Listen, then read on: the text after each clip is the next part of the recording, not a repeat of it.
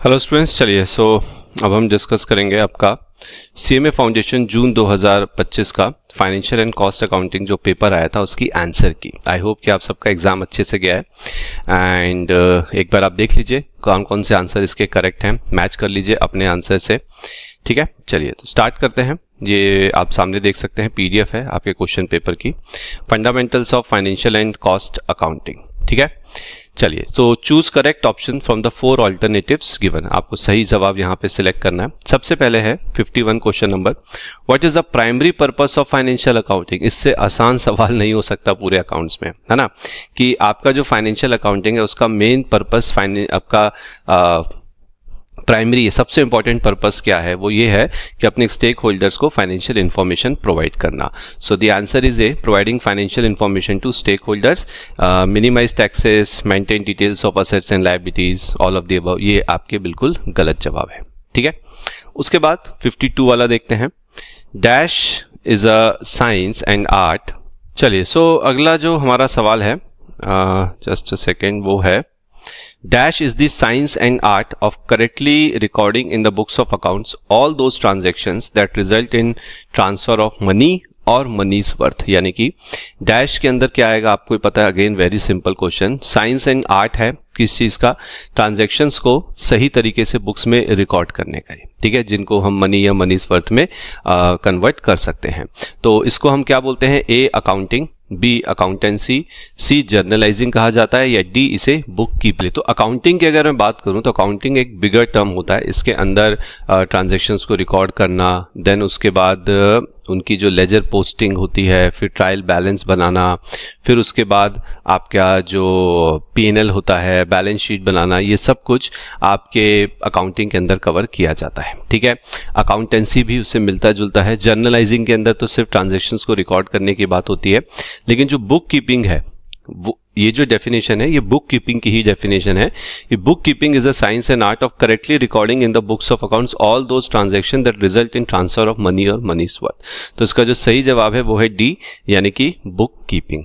चलिए अगला देखते हैं, in accounting dash provides a common set of rules and guidelines which is used to measure, recognise, present and disclose the information appearing in an entity's financial statement. तो किसी भी business organisation के financial statement के अंदर जो भी amount आप दिखाते हैं उसको मेजर कैसे किया जाता है, उसको रिकॉग्नाइज कब करना है, कब नहीं करना है, प्रेजेंट उसे किस तरह से प्रेजेंटेशन उसका देना है, इससे रिलेटेड जो भी रूल्स एंड रेगुलेशंस होते हैं उसको हम क्या बोलते हैं, तो मैं बता देता हूं, उन्हें कहा जाता है प्रिंसिपल्स।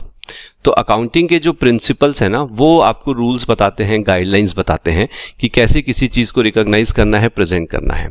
तो इसमें जो 4 ऑप्शन है वो है फ्रेमवर्क। फ्रेमवर्क एक बड़ी पिक्चर होती है। कॉन्सेप्ट्स, अकाउंटिंग के कॉन्सेप्ट्स आते हैं इसके अंदर, जैसे कि business entity is one of the concept. Regulations and principle, तो सही जवाब है इसका डी, यानी कि प्रिंसिपल्स। चलिए इसके बाद अगला है, identify the personal account from the following. बहुत ही आसान सा सवाल है। अच्छा, जवाब ढूंढने से पहले पर्सनल अकाउंट क्या होता है? पर्सनल अकाउंट वो होता है जो किसी ह्यूमन बीइंग या किसी आर्टिफिशियल पर्सन को की तरफ रिप्रेजेंट कर रहा हो, करेक्ट, उसे हम बोलते हैं पर्सनल अकाउंट। अब यहां पे आप देखोगे टैक्सेस पेड, ये खर्चा है, this is expense, not personal account. Investment क्या है? एक तरह का एसेट है, रियल अकाउंट। ट्रेडमार्क क्या है? Asset, real account, correct. तो ये जो सैलरी पेबल आप दे ना, सैलरी पेबल किसको दे रहे होगे? सैलरी किसी पर्सन को ही तो दे रहे होगे ना, एम्प्लॉय को, करेक्ट। तो salary payable is a personal account क्योंकि ये एक पर्सन को रिप्रेजेंट करता है। तो सही जवाब है इसका ए, सैलरी पेबल। चलिए उसके बाद नेक्स्ट क्वेश्चन देखते हैं 55, dash approach of determining debit and credit aspects of a transaction is based on conventional classification of accounts। तो देखो क्लासिफिकेशन ऑफ अकाउंट्स कई तरीके से होता है, जिसमें से एक है आपका कन्वेंशनल क्लासिफिकेशन। तो कन्वेंशनल मतलब पहले पुराने तरीके से हम अकाउंट को जब क्लासिफाई करते थे तो उसके अंदर रूल बनाए गए थे, golden rule, 3 golden rules of accounting. ठीक है, तो dash approach of determining debit and credit, तो किसको डेबिट करना है, किसको क्रेडिट करना है, ये हमें कौन बताता था? Golden rule. तो इसका सही जवाब है डी, गोल्डन रूल। और वैसे भी अगर आपको नहीं पता, इट्स वेरी सिंपल, आपने अकाउंट्स में कभी भी diamond rule, silver rule, iron rule सुना है? नहीं ना, ओके, मैंने भी नहीं सुना है। तो सही जवाब है डी, गोल्डन रूल।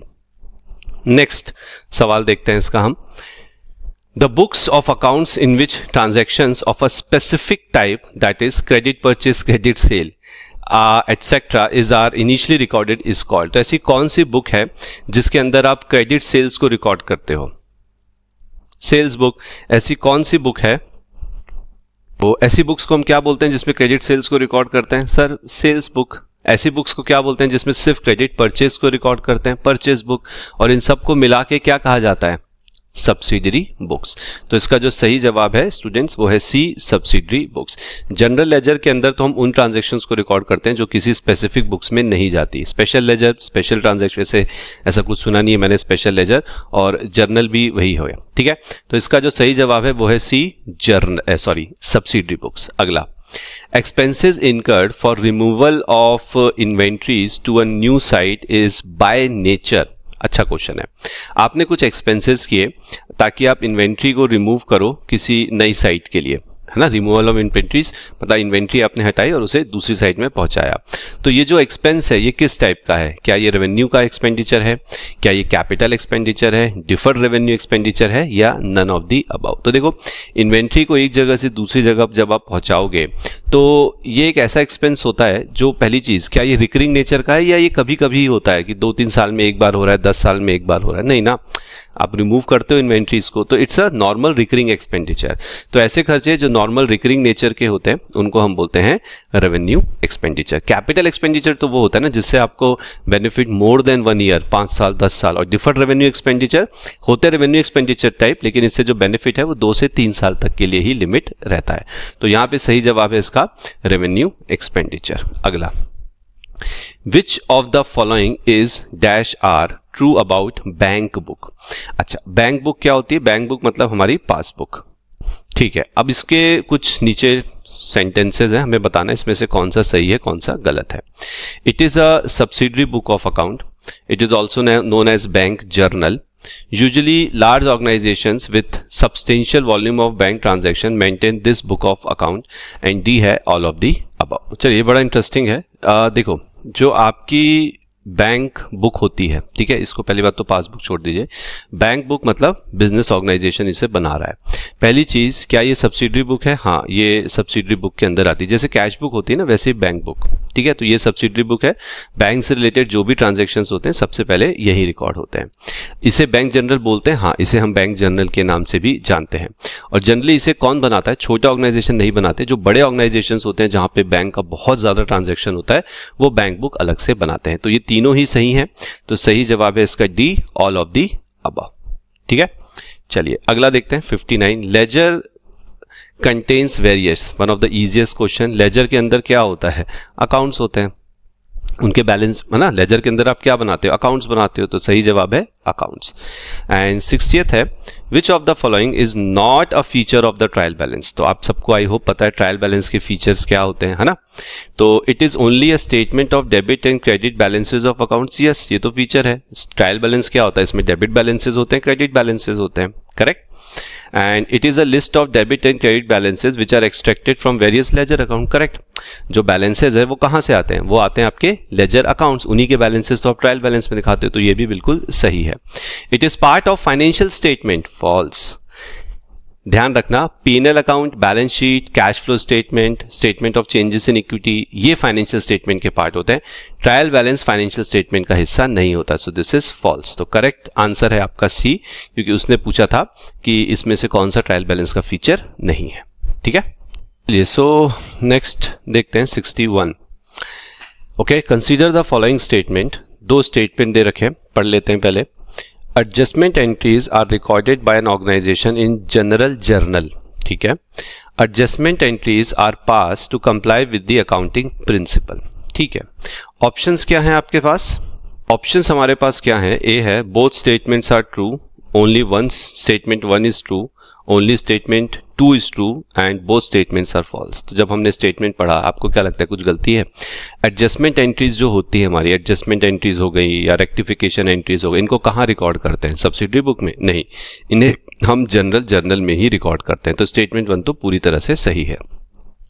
स्टेटमेंट 2 में कह रहा है कि adjustment entries are passed to comply with the accounting principle. आप एडजस्टमेंट एंट्री इसलिए पास करते हो क्योंकि अकाउंटिंग प्रिंसिपल से आपको कंप्लाई कर। जी हाँ, अकाउंटिंग प्रिंसिपल क्या बोलता है कि भाई कोई ट्रांजैक्शन हुआ है, कोई इवेंट, कोई भी चीज हुई तो उसे आपको बुक्स में रिकॉग्नाइज करना है। कैसे रिकॉग्नाइज करोगे? एंट्री पास करके। तो बोथ स्टेटमेंट्स आर ट्रू, सही जवाब है इसका ए। ठीक है, चलिए, सो 61 हो गया। 62 पे आते हैं। Dash occurs only in case of wasting assets. जो वेस्टिंग असेट्स होते हैं सिर्फ उन्हीं के केस में होता है। ये क्या है? Depletion, amortisation, obsolescence and depreciation. तो देखो मैं आपको बताता हूँ, डेप्रिसिएशन जो होता है वो होता है आपके फिक्स असेट्स के केस में, टेंजिबल फिक्स असेट्स के केस में, जैसे कि मशीन, बिल्डिंग, व्हीकल्स। एमोर्टाइजेशन होता है आपके जो इनटेंजिबल असेट्स होते हैं, जैसे गुडविल हो गया, पेटेंट्स हो गया, कॉपीराइट हो गया, लाइसेंस हो गया। ऑब्सोलेसेंस जनरली देखा गया है इन्वेंट्री, स्टॉक में होता है, ऑब्सोलीट हो जाती हैं, आउट ऑफ डेट हो जाती हैं। डिप्लीशन जो है ये एक तरह का डेप्रिसिएशन ही है। डिप्लीशन मतलब असेट की वैल्यू का कम होना, लेकिन इसे हम सिर्फ और सिर्फ यूज करते हैं वेस्टिंग असेट्स के केस में। ठीक है, तो वेस्टिंग असेट जैसे कि कोल माइन, गोल्ड माइन, ये सब वेस्टिंग असेट्स, क्वारी, ऑयल क्वारीज होती हैं। तो सही जवाब है इसका ए। ठीक है, कि depletion occur only in case of wasting assets. ठीक है, चलिए अगले सवाल की तरफ चलते हैं अब हम। 63, विच of the following is not an internal factor causing depreciation. देखो डेप्रिसिएशन के बहुत कॉज होते हैं, इंटरनल भी होते हैं, एक्सटर्नल होते हैं। आपको बताना है इसमें से कौन सा इंटरनल नहीं है। Wear and tear of asset, ये तो सर इंटरनल है। वियर एंड टीयर मतलब क्या? हम असेट को जो यूज करते हैं उसको वियर एंड टीयर बोलते हैं, तो that is a internal cause. Expiry of legal life of asset, physical deterioration of asset, exhaustion of asset. ठीक है, तो इन सब में अगर आप ध्यान से देखेंगे, ठीक है, तो वियर एंड टीयर इंटरनल है। फिजिकल डेटोराइजेशन जो असेट का हो रहा है यूज करने की वजह से हो रहा है वो भी इंटरनल है। असेट का एग्जॉशन हो रहा है वो भी इंटरनल है। तो सही जवाब है इसका B, expiry of legal life of the asset. क्योंकि देखो असेट की जो लीगल लाइफ होती है ना वो इंटरनल नहीं होती है। ठीक है, वो तो आपने जिससे असेट खरीदा या जो भी असेट आपके पास है वहां से ये लाइफ आपको मिली। ओके, सही जवाब है इसका बी। अगला देखते हैं, bank balance as per passbook. आपकी पासबुक में कुछ बैलेंस है और ये क्रेडिट मतलब फेवरेबल बैलेंस होता है। ठीक है, 1000 रुपए का है। Cheque deposited worth ₹2000 but not yet collected, find the bank balance as per cash book. बहुत आसान है, छोटा सा BRS बना सकते हो आप इसमें चाहे तो। देखो ये है कैश बुक और ये है आपकी पासबुक। दोनों में सपोज करो क्रेडिट बैलेंस है, दोनों में क्या है? क्रेडिट बैलेंस है 1000 रुपए का। अब आपने एक चेक डिपॉजिट किया 2000 रुपए का, तो जैसे ही चेक जमा करोगे तो पहले कैश बुक में उसकी एंट्री करोगे, तो कैश बुक का बैलेंस अब बढ़ गया। कैश बुक का बैलेंस 1000 था, बढ़ के कितना हो गया? 3000, क्योंकि 2000 का चेक है। लेकिन यहां पे आपने अभी तक कलेक्ट ही नहीं किया है, यहां पे आपने अभी तक कलेक्ट नहीं किया है, तो आपको क्या करना पड़ेगा? आपको इसको भी बढ़ाना पड़ेगा क्योंकि स्टार्टिंग पॉइंट तो यही है। तो कैश बुक, सॉरी एक मिनट ना, find the bank balance as per cash book. एक सेकेंड, ओके सॉरी, इसमें थोड़ा अलग तरीके से होगा, इसमें BRS नहीं है। आपको पासबुक का बैलेंस दे रखा है 1000 रुपए, 2000 रुपए का आपने चेक जमा किया लेकिन अभी तक कलेक्ट नहीं हुआ है, तो सीधी सी बात है आपकी कैश बुक का बैलेंस कितना हो गया चेक जमा करने के बाद? 3000। तो कैश बुक का जो फेवरेबल बैलेंस होता है वो होता है डेबिट, क्योंकि पासबुक का है क्रेडिट। पासबुक का क्रेडिट फेवरेबल, पासबुक का क्रेडिट फेवरेबल होता है, कैश बुक का डेबिट फेवरेबल होता है। तो इसका आंसर होगा सी, कैश बुक डेबिट बैलेंस कितना? 3000 रुपया। चलिए, आई होप आपको यहां तक समझ में आ चुका है 64 वाला। इसके बाद अगला है हमारा, एक मिनट आगे हमें कैलकुलेटर की जरूरत पड़ेगी, तो कैलकुलेटर उठा लिया जाए। Gross profit is the difference between, gross profit किसका डिफरेंस होता है? Sales and cost of goods sold का, sales and only operating expenses का, sales and only non operating expenses का, या सेल्स एंड परचेस का? सही जवाब है A, sales and cost of goods sold. ठीक है, क्योंकि ग्रॉस प्रॉफिट कैसे निकालते हैं?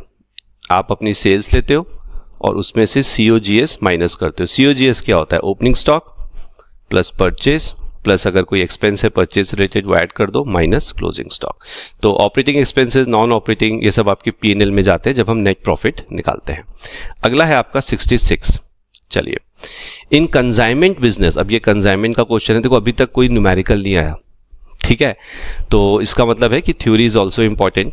इन consignment business the commission allowed by consignor to consignee, consignor consignee को कमीशन देता है ना, for bearing the risk of bad debts, अगर वो बैड डेब्ट्स का लॉस झेल जाए। कंसाइनर कंसाइनी को बोलता है कि अगर कोई बैड डेब्ट हुआ तो तुम्हारी जिम्मेदारी है। कंसाइनी बोलता है ठीक है, लेकिन मुझे इसके लिए कमीशन चाहिए, है ना। Arising out of credit sale, मतलब जो भी बैड डेब्ट होगा क्रेडिट सेल्स की वजह से मैं झेल लूंगा, लेकिन प्लीज आप उसके लिए मुझे कमीशन दीजिए। तो ऐसे कमीशन को हम क्या बोलते हैं? Ordinary commission. क्यों भाई? ऑर्डिनरी कमीशन के लिए वो बैड डेब्ट्स का रिस्क क्यों लेगा? Wrong answer. Extraordinary commission? No. Overriding commission? No. Del credere commission? Correct.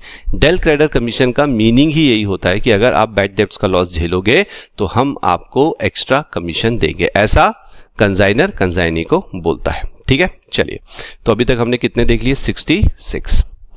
अब आई थिंक अभी भी देखिए न्यूमेरिकल्स अब धीरे धीरे आना स्टार्ट होंगे। 67 वाला देखते हैं एक बार हम लोग। In consignment accounting, the loading on opening stock of goods lying with the consignee, है ना। The loading, आपने गुड्स भेजे कंसाइनी को, कंसाइनी के पास गुड्स पड़े हुए हैं जिसमें कुछ प्रॉफिट एलिमेंट इंक्लूडेड है, जिसको हम लोडिंग बोलते हैं। So in consignment accounting the loading on opening stock of goods lying with the consignee is accounted for by debiting dash and crediting. तो बेसिकली आपको बताना है कि यहाँ पे एंट्री क्या होगी इस चीज़ की, कि जो लोडिंग है उसकी क्या एंट्री होती है। तो इट्स वेरी सिंपल। देखो, ओपनिंग स्टॉक में अगर लोडिंग है तो उसको हटाने के लिए हम उसको क्या रिमूव करेंगे, तो जो कंसाइनमेंट रिजर्व अकाउंट होता है उसे क्रेडिट किया जाता है। तो सही जवाब है consignment account debit and consignment stock reserve account credit. ठीक है, एक मिनट। ठीक है, इसके बाद आ जाइए आप 68 वाले में। J of Jammu consign 3000 kilogram apples to K of Kolkata. Consignment के क्वेश्चन चल रहे हैं अभी। तो जे जम्मू के हैं जो कि कंसाइनर हैं। क्यों है कंसाइनर? क्योंकि इन्होंने गुड्स कंसाइन किए हैं, तो ये कंसाइनर हो गए। 3000 किलोग्राम एप्पल सेब टू के ऑफ कोलकाता, और के यहाँ पे कंसाइनी है। द कॉस्ट कितनी है? ₹60 पर केजी, ये उसकी लागत है, प्लस 12,000 फ्रेट का लगा। It is estimated that 20% loss of goods is unavoidable. अब ये माना गया कि 20% जो गुड्स हैं वो आपके नुकसान, and that is unavoidable loss, हम अवॉइड नहीं कर सकते क्योंकि एप्पल सड़ जाएंगे या खराब हो जाएंगे। तो ये आपका नॉर्मल लॉस हो गया। आपको बताना है what is the value of per KG of apple at Kolkata. Kolkata में जो एप्पल रिसीव हुए उनकी वैल्यू क्या है? तो देखिए, कॉस्ट पर एप्पल या कॉस्ट पर यूनिट कैसे निकालते हैं? आपकी टोटल कॉस्ट कितनी है? 3000 एप्पल इंटू 60 पर केजी, है ना, 3000 किलोग्राम, तो 1,80,000 ये आ गया, प्लस फ्रेट का खर्चा हुआ 12,000, तो टोटल 1,92,000 कॉस्ट हो गई। आप के हो कोलकाता के, आपने 1,92,000 कॉस्ट के एप्पल यहाँ पे रिसीव किए, लेकिन आपने एप्पल क्वांटिटी में कितने रिसीव किए? 3000 माइनस 20% का लॉस, तो आपने सिर्फ 2400 ही रिसीव किए। तो एक एप्पल की कॉस्ट कितनी आ गई आपको? 1,92,000 डिवाइडेड बाय 2400, तो ये आ गया 80। तो इसका सही जवाब है ए। ठीक है, 80 रुपीज पर केजी। चलिए अगला देखते हैं अब हम लोग। 69 काफी बड़ा है, न्यूमेरिकल है ये भी। Aarti and Bharti enter into a joint venture. तो यहाँ पे जॉइंट वेंचर का आपको दे रखा है सवाल, जेवी joint venture, sharing profits and losses equally, दोनों 1:1 के रेशियो में प्रॉफिट लॉस शेयर करते हैं। आरती ने 10,000 किलोग्राम राइस यहाँ पे लिया है, रेट है 50 रुपीज पर केजी, तो कॉस्ट कितनी हो गई? 10,000 इंटू 50, 5 लाख, ये राइस की कॉस्ट है। And at the rate of, ठीक है, Bharti purchase 2000 kilogram of millet at the rate of 60, so 2000 into 60, cost हो गई 1,20,000 रुपए। Aarti sold 2000 kilogram of millet at the rate of 70 per KG, तो 2000 इंटू 70, सेल कितनी हो गई आपकी? 1,40,000 मिलेट की सेल, 1,40,000। और भारती ने 10,000 किलोग्राम राइस बेचे 60 के हिसाब से, 10,000 इंटू 60, तो 6 लाख रुपए यहाँ पे उस राइस की सेल वैल्यू हो गई। Given that same set of books are maintain to record the joint venture transaction, the share of profit of Bharati, दोनों सेम सेट बनाते हैं बुक्स की। आपको बताना है कि यहाँ पे भारती का प्रॉफिट में कितना हिस्सा है। तो पहले तो आप टोटल प्रॉफिट निकाल लीजिए। तो आपकी जो सेल है, टोटल सेल, वो कितनी हो जाएगी? एक मिनट, 1,40,000 प्लस 6 लाख, सेल हो गई ये 7,40,000, माइनस इसमें से कॉस्ट कर दीजिए 5 लाख, माइनस 1,20,000, तो कितना आ गया ये आपका? 6, 6,20,000, 1,20,000 का प्रॉफिट आ गया और दोनों का शेयर कितना इक्वल, तो भारती और आरती दोनों को कितना मिलेगा 60,000। तो सही जवाब है इसका सी 60,000 रुपीज। चलिए अगले सवाल की तरफ चलते हैं। 70 for co-venturers capital contribution in case of separate set of books, मतलब भारती और पिछले क्वेश्चन से कनेक्ट कर दिया। तो यहाँ पे लेट्स से कि आपके दो को वेंचरर्स हैं, दोनों separate set of books maintain करते हैं, ठीक है, सेपरेट, वो अपनी बुक्स बना रहे हैं, आप अपनी बुक्स बना रहे हो। तो को वेंचरर्स का जो कैपिटल कंट्रीब्यूशन होगा उसकी एंट्री क्या करेंगे हम यहाँ पे, ध्यान सुनिएगा। देखिए यहाँ पे सेपरेट सेट ऑफ बुक्स बनाई गई है, तो जब भी सेपरेट सेट ऑफ बुक्स बनती है ना, तो जो पैसा आता है वो जॉइंट बैंक अकाउंट में जाता है। बिल्कुल वैसे ही जैसे नॉर्मली मान लीजिए किसी सोल प्रोप्राइटर की बुक्स में एक सवाल है कि एक ट्रांजैक्शन है कि ओनर कैश लेके आया बिजनेस में एज अ कैपिटल, तो क्या एंट्री करते हो, cash account debit to capital. अब बस यहाँ कैश की जगह जॉइंट बैंक आ जाएगा, कैपिटल की जगह को वेंचरर का नाम आ जाएगा। तो एंट्री हो जाएगी आपकी डी, जॉइंट बैंक अकाउंट को आप डेबिट कर दीजिए और को वेंचर्स के अकाउंट को आप क्रेडिट कर दीजिए, ठीक है। चलिए नेक्स्ट देखते हैं। ऑन 10 फरवरी 2025 गोपाल ने एक बिल ड्रॉ किया है। अब बिल्स ऑफ एक्सचेंज का क्वेश्चन आ गया। 2 लाख रुपए का बिल है, मुरारी के ऊपर ड्रॉ किया है 3 महीने के लिए। What will be the due date of the bill if the government declare a sudden holiday on 13 मई। तो देखो जब भी अगर सडन हॉलीडे के दिन आपकी ड्यू डेट आ रही है तो उसके एक दिन पहले का समय लिया जाता है, ठीक है। तो यहाँ पे हमारा जो बिल है वो ड्रॉ हुआ है 10 फरवरी 2025 और 3 महीने का बिल है, तो यहाँ मंथ्स में 3 ऐड करिए, तो 10 मई 2025। अब 3 दिन तो ग्रेस के भी होते हैं, तो डेज वाले में 3 दिन ऐड किए, 13 मई हो गई। अब 13 मई को तो छुट्टी है, सडन हॉलीडे। तो सडन हॉलीडे अगर होती है, ध्यान सुनना मेरी बात, अगर एक सेकंड रुको, यहाँ पे क्या लिखा है, declare a sudden holiday. Yes, अगर सडन हॉलीडे होती है ना, तो मतलब सडनली गवर्नमेंट ने हॉलीडे कर दिया, तो अगला दिन होता है, एक दिन पहले नहीं। अगर प्लान्ड हॉलीडेज होती हैं, जैसे कि बैंक की छुट्टी है या 15 अगस्त है या 26 जनवरी, इस तरह के हॉलीडेज होते हैं, तो एक दिन पहले, क्योंकि ये पहले से पता होता है, तो आप उस दिन की ड्यू डेट नहीं रख सकते। बट अगर सडन हॉलीडे हो गई तो आपको अगला दिन लेना पड़ेगा, यानी कि 14 मई, यानी कि D is the correct answer, ठीक है। चलिए उसके बाद है Kabir drew a bill on Suresh for 6 lakh रुपए का। कबीर ने बिल सुरेश के ऊपर एक बिल ड्रॉ किया है। कबीर ने इसे अमर को एंडोर्स कर दिया। कबीर ने सुरेश के ऊपर बिल किया, ठीक है। अब बिल किसके पास है, कबीर के पास है, और ड्यू डेट पे सुरेश को कबीर को पैसे देने हैं। लेकिन फिर क्या हुआ, कबीर ने इस बिल को एंडोर्स कर दिया अमर को, तो होल्डर ऑफ द बिल कौन हो गया अब, अमर।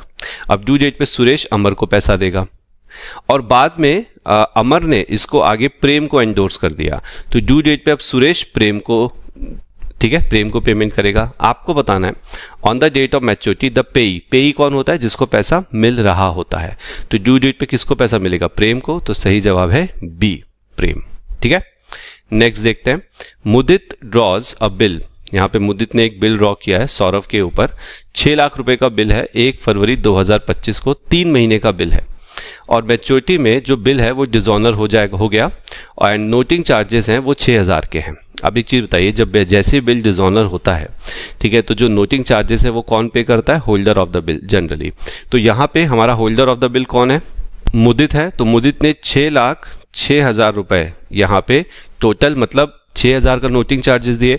तो अब मुदित को सौरभ से कितना पैसा लेना है, 6 लाख तो लेना ही है क्योंकि बिल डिसऑनर हो गया, और 6,000 नोटिंग चार्जेस का भी लेगा। लेकिन आगे लिखा है कि 40 paisa in rupee was recovered from Saurabh's estate. Saurabh हो गया इंसॉल्वेंट, सब कुछ बेच बाच के आपको सिर्फ 40 पैसा 1 रुपये के हिसाब से मिला।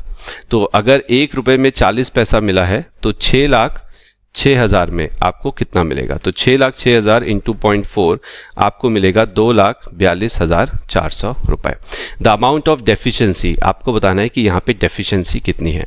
तो 6,06,000 में से ये माइनस कर दो, 3,63,600 रुपए की डेफिशिएंसी आएगी, ठीक है। चलिए ये तो हो गया 73। अब आते हैं, आगे बढ़ते हैं 74। Which of the following is not a component of the financial statements of a business organization? इसमें से कौन सा फाइनेंशियल स्टेटमेंट नहीं है? तो बैलेंस शीट फाइनेंशियल स्टेटमेंट होता है, ट्रेडिंग अकाउंट भी होता है, और पीएनएल एप्रोप्रिएशन या पीएनएल अकाउंट भी होता है। सही जवाब है ट्रायल बैलेंस। ट्रायल बैलेंस आपके फाइनेंशियल स्टेटमेंट्स नहीं होते हैं, पहले भी बता चुका हूं।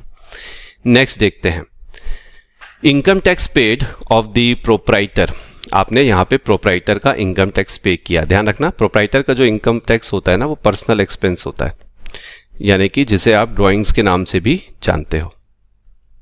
ठीक है, appearing in the trial balance, ठीक है, ये ट्रायल बैलेंस में डेबिट कॉलम में आपको दिख रहा है। इसे कैसे रिफ्लेक्ट करोगे? क्या इसे P&L अकाउंट के डेबिट साइड पे लेके जाएंगे? बिल्कुल भी नहीं। Asset side of the balance sheet as a separate side? बिल्कुल नहीं। अरे income tax paid, personal expense, ये असेट कैसे हो सकता है? लायबिलिटी साइड पे लेके जाओगे बैलेंस शीट की एज अ सेपरेट आइटम, या फिर लायबिलिटी साइड पे लेके जाओगे बैलेंस शीट पे as a deduction from balance of capital. सही जवाब है डी। तो जब आप बैलेंस शीट बनाओगे तो लायबिलिटी साइड पे यहाँ पे कैपिटल लिखेंगे माइनस ड्राइंग्स, और जो नेट अमाउंट है वो बाहर आता है। ड्राइंग्स मतलब ये इनकम टैक्स पेड। तो सही जवाब है इसका डी। अगला देखते हैं, ascertain the gross profit of Arjun. ठीक है, यहाँ पे आपको जीपी निकालना है। ग्रॉस प्रॉफिट होता है sales minus cost of goods sold. Cost of goods sold दे रखी है 7,75,000, सेल्स दे रखी है 9,20,000। तो कितना आ रहा है? 9,20,000 माइनस 7,75,000, ये आगे आपका 1,45,000। लेकिन आगे आपको एक दो चीजें और दे रखी है। रिटर्न आउटवर्ड क्या होता है? रिटर्न आउटवर्ड मतलब देखो, एक होता है रिटर्न इनवर्ड, आपने सेल करी, गुड्स वापस आए, इनवर्ड। एक होता है आउटवर्ड, आपने परचेज किया, गुड्स वापस कर दिए, परचेज रिटर्न। तो 20,000 की परचेज रिटर्न है और क्लोजिंग इन्वेंट्री 50 है। अब यहाँ पे बच्चे क्या कंफ्यूज होते हैं, वो इनको भी एडजस्ट कर देते हैं ग्रॉस प्रॉफिट निकालते वक्त। तो सर ये होता है ना? होता है, लेकिन ये कॉस्ट ऑफ गुड्स सोल्ड में सब एडजस्ट हो चुका है। फॉर्मूला होता है opening stock plus net purchase, है ना, और नेट परचेज के अंदर परचेज रिटर्न माइनस हो चुका है, माइनस क्लोजिंग स्टॉक। तो सीओजीएस तो दे रखा है ना, मतलब ये दोनों ऑलरेडी एडजस्टेड है। तो आपका सही जवाब है 1,45,000 यानी कि सी। आइए, उसके बाद है profit and loss account is drafted for determination of. P&L account क्यों बनाया जाता है? बैलेंस ऑफ कैपिटल जानने के लिए, नेट प्रॉफिट नेट लॉस जानने के लिए, ओनर की इक्विटी जानने के लिए, या ग्रॉस प्रॉफिट या ग्रॉस लॉस। तो सही जवाब है P&L अकाउंट इसलिए बनाते हैं ताकि हमें नेट प्रॉफिट या नेट लॉस यहां पर पता चल सके। नेक्स्ट देखते हैं 78। Eight the time of finalisation of accounts loss on sale of fixed asset is close by. अगर आपको फिक्स एसेट के बेचने पे कुछ लॉस हुआ है तो इसे कहां क्लोज करते हो? लॉस है, कहां जाएगा? P&L में। तो P&L अकाउंट को डेबिट करोगे and loss on sale account को क्रेडिट करोगे। So debit side of P&L account, yes, A is the correct answer. आगे देखने की भी जरूरत नहीं है आपको। ठीक है, next, which of the following is are items reflected under current liabilities in the balance sheet. आपको बताना है इसमें से करंट लायबिलिटी कौन सी है। अकाउंट पेबल करंट लायबिलिटी है, जी हाँ। आउटस्टैंडिंग एक्सपेंसेस करंट लायबिलिटी है, जी हाँ। कस्टमर से एडवांस लेके बैठे हो, करंट लायबिलिटी है, जी हाँ। तो answer is D, all of the above. ये तीनों ही यहाँ पे करंट लायबिलिटी है। इन तीनों का ही भुगतान, पेमेंट, सेटलमेंट आपको एक साल के अंदर करना पड़ता है। चलिए, इसके बाद हमें यहाँ पे ट्रायल बैलेंस क्या बोला गया? Alka's trial balance consist of following information. Trial balance के अंदर कुछ इन्फॉर्मेशन है, ये अच्छा पॉइंट है। बैड डेब्ट्स है 10,000 के ट्रायल बैलेंस में। प्रोविजन फॉर डाउटफुल डेट का ओपनिंग बैलेंस है 16,000। तो ऐसे जब भी हो ना तो एक छोटा सा यहाँ पे अकाउंट बना लो, बिकॉज आई नो ये क्या पूछने वाले हैं। प्रोविजन क्रेडिट बैलेंस शो करता है और कितना बैलेंस है? 16,000। बैड डेब्ट्स कितने हो गए इसमें से? 10,000। At the time of finalisation it is desire to maintain the balance of provision 11,000। आप चाहते हो कि आपका जो क्लोजिंग बैलेंस हो प्रोविजन का वो 11,000 है, तो यहां पे लिख दो आप 11,000 क्लोजिंग बैलेंस। तो सवाल है for that purpose basically P&L में कितना इस साल कितना जाएगा? तो आप देख सकते हो यहाँ पे 11,000 और ये है 10। 11 और 10 कितना हो गया आपका? 21,000, है ना। और ये हो गया यहाँ भी 21,000। तो 21 में से 16 गया तो 5,000। ठीक है, एक मिनट रुको, हाँ 5,000। एक मिनट ना, 16,000 माइनस 10,000 माइनस 11,000। ठीक है, तो 5,000 से बाय P&L अकाउंट आप प्रोविजन क्रिएट करोगे। तो P&L account is to be debited with 17,000, no. P&L account debited with 15,000, no. P&L account is debited with 5,000, C is the correct answer. ठीक है, अब वैसे भी देख सकते हो 16,000 का प्रोविजन था, 10,000 चला गया तो बचा कितना? 6,000। लेकिन आप कितना चाहते हो? 11,000 का। तो इसका मतलब 5,000 का क्रिएट करना पड़ेगा ना प्रोविजन आपको, सिंपल। ठीक है, चलिए। सो नेक्स्ट क्वेश्चन है हमारा 81। कहाँ गया? ये रहा। आइए, the capital of non profit seeking organisation is generally known as. ठीक है, तो जो नॉन प्रॉफिट ऑर्गेनाइजेशन होते हैं, नॉन कमर्शियल ऑर्गेनाइजेशन, उनकी जो कैपिटल होती है ना, उसको हम क्या बोलते हैं? उसको हम बोलते हैं कैपिटल फंड के नाम से जानते हैं, ठीक है। इक्विटी नहीं, इक्विटी तो जो आपके कमर्शियल ऑर्गेनाइजेशंस होते हैं, प्रॉफिट मेकिंग ऑर्गेनाइजेशन, उसमें इक्विटी आती है। कैश फंड तो बेसिकली वो होता है जिसमें कैश होता है। फाइनेंस रिजर्व अलग ही टर्म है, कभी सुना नहीं है, तो करेक्ट आंसर है इसका सीधा सीधा कैपिटल फंड। नेक्स्ट है which of the following is are, मतलब इज आर का देखो मतलब ये होता है कि इसमें से कोई एक भी सही हो सकता है, एक से ज्यादा भी सही हो सकते हैं। Which of the following is are not true about income and expenditure account, इनमें से कौन सा इनकम एंड एक्सपेंडिचर अकाउंट से रिलेटेड नहीं है, ठीक है। तो it is by nature a real account, ये कह रहा है कि income and expenditure account real account होता है, ये बिल्कुल एक मिनट, yes this is correct, this is not true, because income and expenditure account जो होता है वो नॉमिनल अकाउंट का नेचर होता है, इसके अंदर आपके income expense gains and losses आते हैं, इसलिए नॉमिनल अकाउंट, ठीक है। तो ध्यान रखना, आपको बताना है जो सही नहीं है ना। और यहाँ क्या लिखा है कि रियल अकाउंट है, तो ये सही नहीं है, तो this is my correct answer. It deals with transaction of capital nature only, वो कह रहा है कि इनकम एंड एक्सपेंडिचर अकाउंट में सिर्फ कैपिटल नेचर के ट्रांजेक्शन आते हैं, रॉन्ग, इसके अंदर रेवेन्यू ट्रांजेक्शन ही आते, प्राइमरली रेवेन्यू ट्रांजेक्शन आते हैं, बट हाँ कैपिटल नेचर के भी आ जाते हैं डेप्रिसिएशन के फॉर्म में। तो ये भी आपका गलत जवाब है, मतलब ये हमारा सही जवाब है, क्योंकि हमें नॉट ट्रू वाले ढूंढने हैं, ठीक है। It is drafted on cash basis, this is also not true, क्यों, income and expenditure account nominal account होता है, ये अक्रूअल बेसिस पे ड्राफ्ट होता है, ठीक वैसे ही जैसे आपका पीएनएल अकाउंट होता है। तो ये ए बी सी तीनों ही पॉइंट नॉट ट्रू है about income and expenditure account, तो इसका सही जवाब होगा D, all of the above. चलिए इसके बाद 83 देखते हैं। कंसिडर द फॉलोइंग स्टेटमेंट्स, दो स्टेटमेंट दे रखे हैं आपको। Statement 1, in receipt and payment account transactions are recorded on accrual basis, false. Receipt and payment ठीक आपके कैश जैसा होता है, कैश बुक या कैश अकाउंट जैसा, इसके अंदर ट्रांजैक्शन को कैश बेसिस पे रिकॉर्ड किया जाता है। किसके बेसिस पे, कैश बेसिस पे ट्रांजैक्शन को हम रिकॉर्ड करते हैं, ठीक है। तो transactions are recorded on accrual basis बोल रहा है, विच इज गलत, इनकम और एक्सपेंडिचर अकाउंट को अक्रूअल बेसिस पे रिकॉर्ड करते हैं, तो ये गलत स्टेटमेंट है। Statement 2, in income and expenditure account income slash gains get credited and expense and losses recorded on the debit side, correct. Income and expenditure account में जो इनकम गेन्स होते हैं उसे हम क्रेडिट करते हैं और लॉसेज एक्सपेंसेस को डेबिट साइड पे दिखाते हैं। तो statement 1 is false, statement 2 is true. नीचे है पहला option, only statement 1 is true, गलत, स्टेटमेंट 1 तो फॉल्स है, तो ये मेरा जवाब नहीं है। Only statement 2 is true, correct. Both statements are true, गलत। बोथ स्टेटमेंट्स आर फॉल्स, गलत। तो सही जवाब है B, only statement 2 is true. Next, proceeds from sale of old, एक मिनट, हाँ, proceeds from sale of old magazines, newspaper etcetera by social club. एक क्लब है जो पुराने मैगजीन न्यूज़पेपर्स बेचता है, तो उससे जो पैसा आता है ना, उसको क्या करता है, shown in the right side of receipt and payment account. देखो सपोज ये है रिसिप्ट एंड पेमेंट अकाउंट, ठीक है, रिसिप्ट एंड पेमेंट अकाउंट, यहाँ पे होती है रिसिप्ट्स और यहाँ पे होते हैं पेमेंट्स। तो राइट साइड कौन सी होगी, पेमेंट वाली। मतलब आप ये कह रहे हो कि जो भी न्यूज़पेपर बेच के पैसा मिलेगा उसे आप पेमेंट साइड पे दिखाओगे, गलत। तो this is the wrong answer. Shown as expenditure in income and expenditure account, गलत, खर्चा थोड़ी ना भाई, प्रोसीड्स हो रहा है, पैसा आ रहा है। Shown as income in the income and expenditure account, correct. भाई इनकम है ना, न्यूज़पेपर बेच के जो पैसा मिला दैट्स योर इनकम, तो इनकम और एक्सपेंडिचर अकाउंट के इनकम साइड पर से दिखा दो। सो सही जवाब है इसका सी। चलिए नेक्स्ट है, expenses are incurred to obtain licence for starting a factory. अब सपोज करो कि आप एक फैक्ट्री स्टार्ट कर रहे हो, है ना। अब फैक्ट्री स्टार्ट करने के लिए आपको गवर्नमेंट से लाइसेंस चाहिए होता है। अब वो लाइसेंस क्या, कोई हर साल के लिए तो होता नहीं, जनरली जब लाइसेंस होते हैं तो लाइसेंस लंबे समय के लिए होते हैं, 10 साल 20 साल का आपको लाइसेंस मिल गया। तो इस लाइसेंस पे लेट्स से कि आपने 20 लाख रुपए का खर्चा किया है, कितना, 20 लाख रुपीस का आपने इस लाइसेंस पे खर्चा किया है।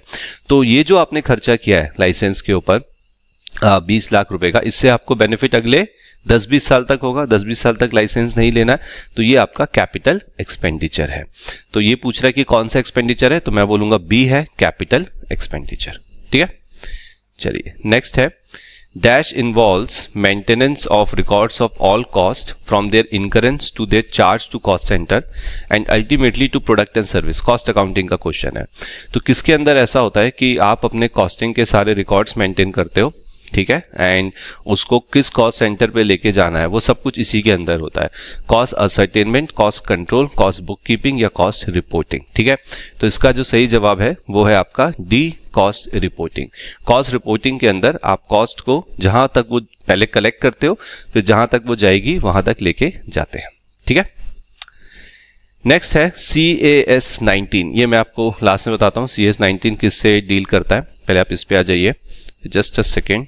ये स्ट्रेट फॉरवर्ड है। CAS 19 सीधे सीधे जॉइंट कॉस्ट से रिलेटेड होता है। ठीक है, तो जॉइंट कॉस्ट का क्या ट्रीटमेंट होता है, उसे कैसे, इसकी अकाउंटिंग कैसे की जाती है, ये सब CAS 19 के अंदर किया जाता है। ठीक है, फिर है which method of costing is appropriate for advertising industry.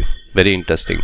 ठीक है, का देखो एडवर्टाइजिंग इंडस्ट्री जो होती है, एडवर्टाइजिंग इंडस्ट्री के अंदर क्या होता है, जैसे सपोज करो कि ये आपकी एजेंसी है, एडवर्टाइजिंग एजेंसी, आपके अलग अलग क्लाइंट हो गए और आप हर एक क्लाइंट के लिए अलग अलग एडवर्टीजमेंट करोगे, तो हर एक क्लाइंट अपने आप में आपके लिए एक जॉब है, तो इसलिए यहाँ पे जॉब कॉस्टिंग लगाना आपके लिए ज़्यादा बेटर रहेगा। ठीक है, चलिए इसके बाद नेक्स्ट है आपका डायरेक्ट, ओके न्यूमेरिकल आ गया, कैलकुलेटर उठा लीजिए। डायरेक्ट मटेरियल और डायरेक्ट लेबर है 2,05,000, 2,32,000, 2,05,000 प्लस 2,05,000 प्लस 2,32,000 है ना, तो ये हो गया आपका 4,37,000 रुपीज प्राइम कॉस्ट। ठीक है, if the factory overhead is 50% of direct labour, आपकी जो फैक्ट्री ओवरहेड है वो कितनी है, डायरेक्ट लेबर का 50%। डायरेक्ट लेबर कितनी है आपकी 2,32,000, तो 2,32,000 का 50% ये हो गया 1,16,000। आपको क्या बताना है यहाँ पे, फैक्ट्री कॉस्ट। तो फैक्ट्री कॉस्ट आई होप आपको फॉर्मूला याद होगा। फैक्ट्री कॉस्ट का फॉर्मूला होता है prime cost plus factory overheads, तो दोनों को ऐड कर दीजिए आप, ये आएगा 5,53,000। So correct answer is C, 5,53,000 rupees. Next है 90th। In the context of decision making dash cost are considered to be pertinent.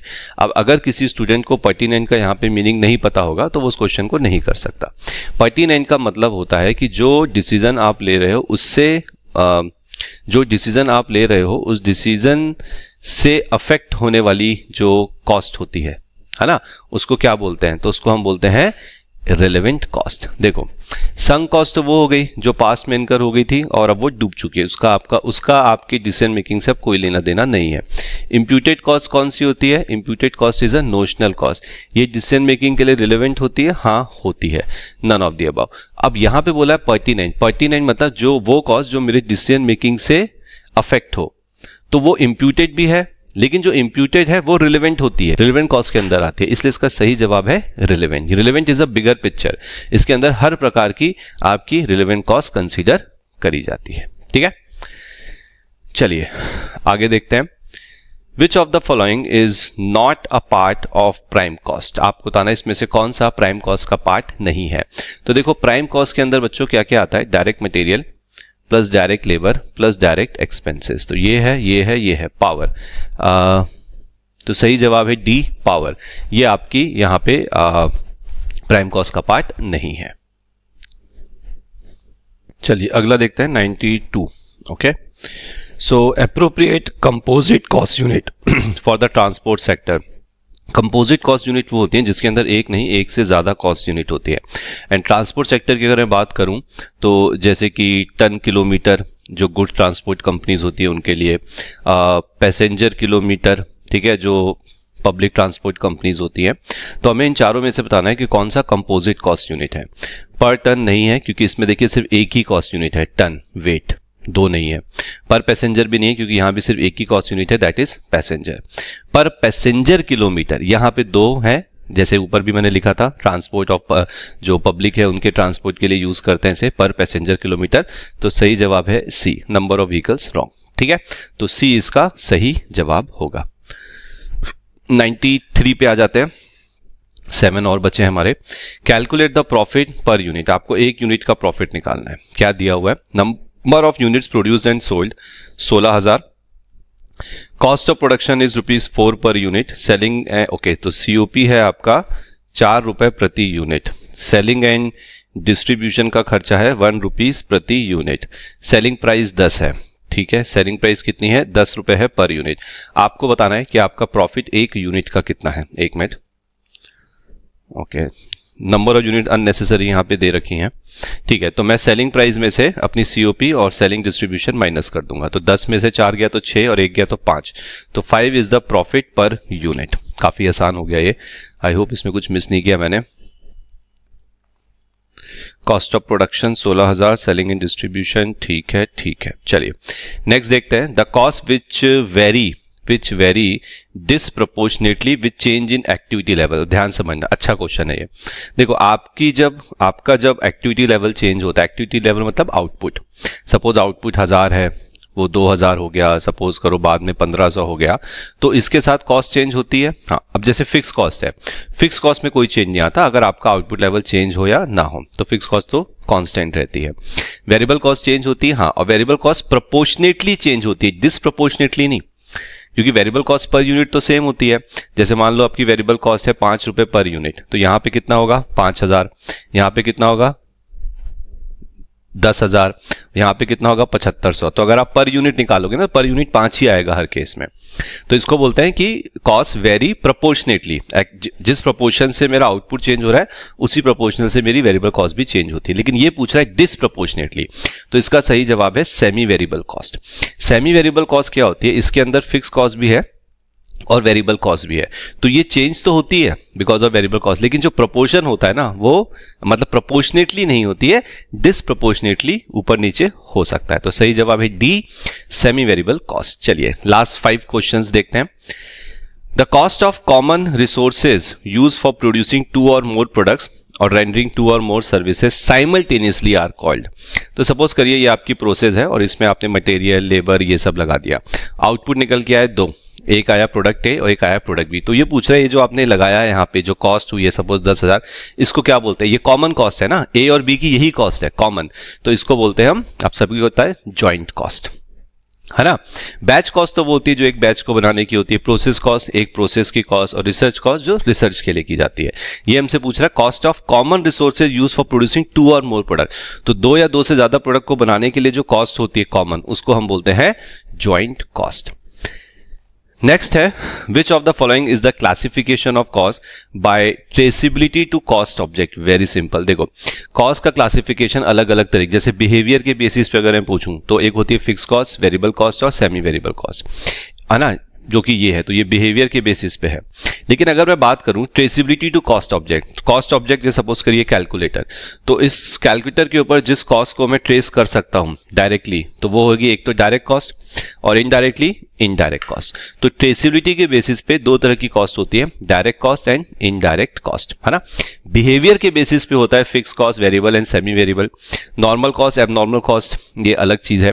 Controllable, non controllable, controllability के बेसिस पे होता है। तो सही जवाब है D, direct and indirect cost. चलिए वेरिएबल कॉस्ट आर फिक्स। अब ये क्या हो गया सर, वेरिएबल कॉस्ट कहां से फिक्स हो गई? अरे भाई वेरिएबल कॉस्ट फिक्स होती है लेकिन पर यूनिट में। पिछला एग्जांपल दिखाता हूं, ये वाला देखो, ये देखिए, अगर मैं बोलूं कि 1500 यूनिट पे तुम्हारी वेरिएबल कॉस्ट कितनी है, टोटल 7500, पर यूनिट कितना आएगा 5, यहां पे कितना आएगा 5। तो वेरिएबल कॉस्ट टोटल में वेरी करती है लेकिन पर यूनिट वो सेम ही होती है। तो सही जवाब है इसका डी, पर यूनिट। चलिए नेक्स्ट देखते हैं 98। गिवन दैट आपको यहां पे ग्रॉस फैक्ट्री कॉस्ट दे रखी है 2,03,000 रुपए की, नेट फैक्ट्री कॉस्ट है 1,89,000। ठीक है, तो पहले देखो ग्रॉस फैक्ट्री कॉस्ट से नेट फैक्ट्री कॉस्ट पे कैसे आता है, plus opening WIP minus closing WIP is equals to net factory cost. Now gross factory cost कितनी है 2,03,000 रुपए, नेट फैक्ट्री कॉस्ट कितनी दे रखी है 1,89,000। ना ओपनिंग स्टॉक ऑफ WIP कितना है आपका, ये 28,000 है, तो यहां पे आप प्लस कर दो 28,000, और क्लोजिंग WIP आपको पता करना है, इसको x ले लो, कर लो पता अब यहां से, है ना, रिवर्स कर दो।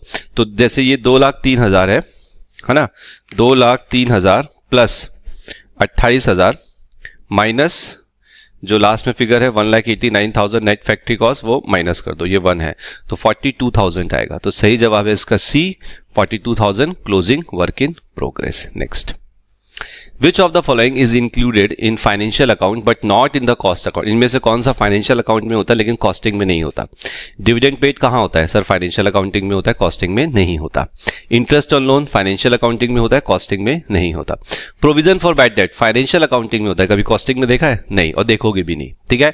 ये तीनों ही प्योरली फाइनेंशियल नेचर के हैं, तो answer is D, all of the above. चलिए अब देखते हैं आपका last question. Interest on capital to owner is what? जो देखो ओनर है, ओनर ने बिजनेस में 10,000 रुपए लगाए, उसने बिजनेस में कैपिटल लगाई 10,000 रुपए की।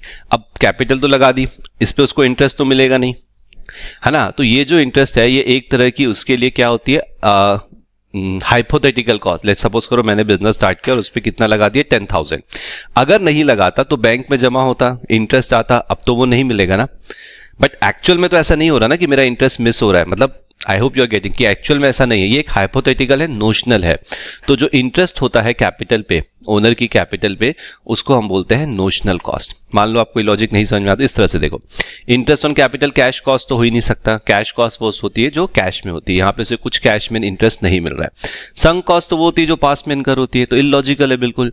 Prime cost direct material, direct labour, direct expenses, illogical. तो correct answer is D, notional cost. ठीक है स्टूडेंट्स, चलिए so just a second, I hope कि सारे क्वेश्चन जो हमने किए वो अच्छे से आपको क्लियर है, कोई डाउट नहीं है इसमें अब। ठीक है, अगर कोई दिक्कत है, कोई समस्या है तो प्लीज़ आप हमें बताइएगा। ठीक है, तो मिलते हैं अपने अगले सेशन में, अगली रिकॉर्डिंग में। Thank you very much.